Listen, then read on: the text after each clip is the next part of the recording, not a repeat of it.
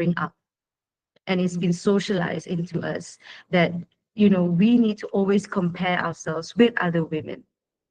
So that creates a lot of that toxicity, and that's why, and you can look at how in the past, beauty products have been marketed, I think to some extent today as well. And that's how it creates why women tend to like to bully other women. So it creates that power distance. But what we want to change, and what we have been changing here in Lead Women, is that we are stronger when we support each other. And there's a very big and very famous quote by Sheryl Sandberg, former CEO of Facebook, who said, "There's a special place in hell for women who don't support other women." Right? And what we want to encourage, and what I want you to take away from here, because you are also potential role models for younger women in your own community and in your own network.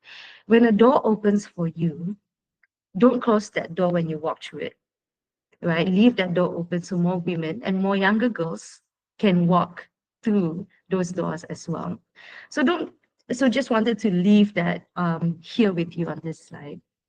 So just wanted to share a bit of statistics on gender-based violence, and this is because it has actually affected a lot of people, and has actually forced a lot of women to leave the workforce. So these are the latest stats. A lot of it is still very much under domestic violence, and I know Ministry of Women is who are the actual perpetrators, right? So a lot of times it goes unchecked, and it happens in very subtle forms. So these are just some examples from the research that Women's Aid has done. So one here is a holiday. So these are still things that are happening, and this was recent, I think, the last couple of years. And then one of the so you can see how sexual harassment creates a lot of isolation and discrimination in the workplace, especially when women start to stand up against it and speak out against it. And where we are right now, at least in the workplace, is we are starting to not encourage, but at where, the channels of reporting. So if this happens to me, what are the channels that I have to actually make a report? And most importantly, can I even trust that channel? If I put a report and nothing gets done, there's also no point, right? So a lot of organizations are looking at that right now. And I think as future future workforce is something that you also need to be mindful of when you look at companies that you want to work for, right? Look at their grievance mechanisms. Do they actually have a very strong and trustworthy channel?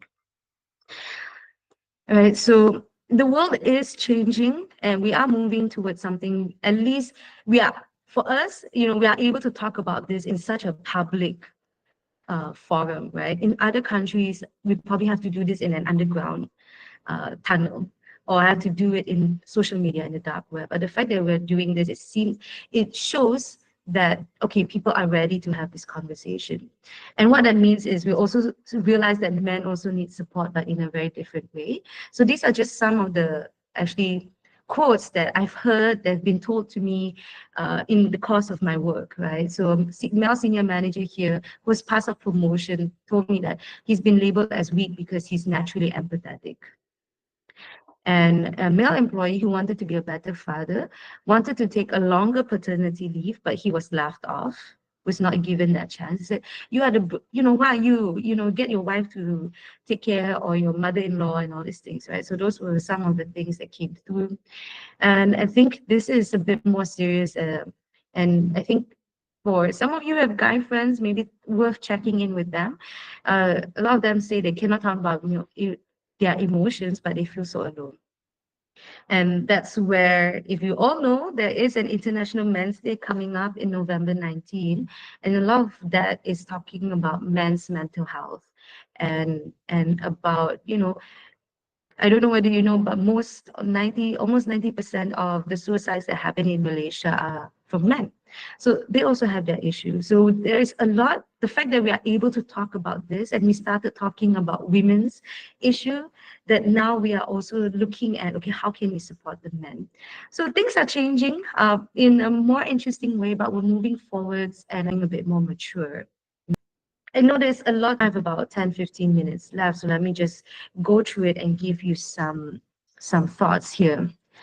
So you hear about DEI, ESG, and SDG. Most of you are not very familiar with DEI, right? But then you probably heard about SDGs. You most likely heard about SDGs, but you probably heard also about ESGs. And there's so many acronyms. And how are they the same? Are they different? Are they same but different? But they're actually all you can, okay, this is how I'm going to help you to understand it. So the Sustainable Development Goals, and these are all developed by United Nations, right, UN, and these are the outcomes that we want to achieve for a better world for everyone. So the tagline is leaving no one behind, right? So these are the goals that we want to achieve.